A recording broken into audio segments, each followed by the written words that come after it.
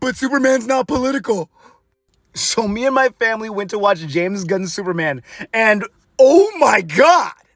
This is the brand new start to the DCU that we needed. Extreme spoilers! So like, follow, comment, go watch the movie, then come back. First things first, the Justice Gang. Guy Gardner, Hot Girl, and Mr. Terrific were dope. They don't get a shit ton of screen time, but what you do get is comic book accurate, DCAU accurate, and hilarious. I like the relationship between the Justice Gang and their we're just co-workers types of mentality because it definitely gives more room to grow.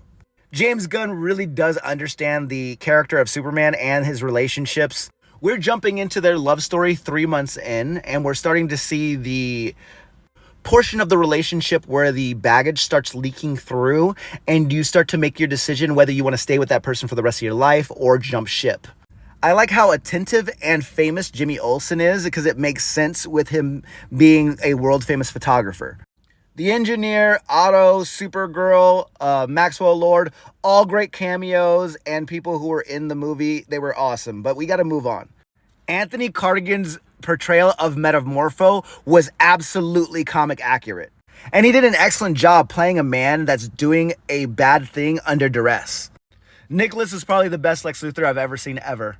Nicholas captured Lex's overwhelming jealousy and obsession over Superman. It's hard to portray a billionaire narcissist that actually does care about one thing.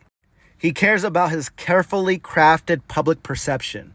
But now let's talk about the most important fucking part of this movie. How fucking political it actually was. Superman Legacy is an allegory for what's going on in the Middle East today. So you got this Eastern European country named Brovia, whose leader, Vasil Glarkos, is trying to invade a smaller country of brown people.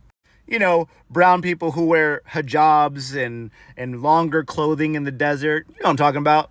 Well, it turns out this small country, Johamper, who was actively about to be genocided by this man, was saved by Superman. And that's how the rift between Superman and the American government happened. Because of Brovana's relationship to the United States and a rich billionaire controlling the government, Superman gets arrested, branded an illegal immigrant and a traitor to the American government, and is locked up in a black site that nobody can reach. And in this black site, they murdered this brown man who was a fan of Superman, who coincidentally looks like he is from Johamper himself. So if you walk out of James Gunn's Superman thinking that this movie is not political, then I have some beachfront property to sell you in Bakersfield.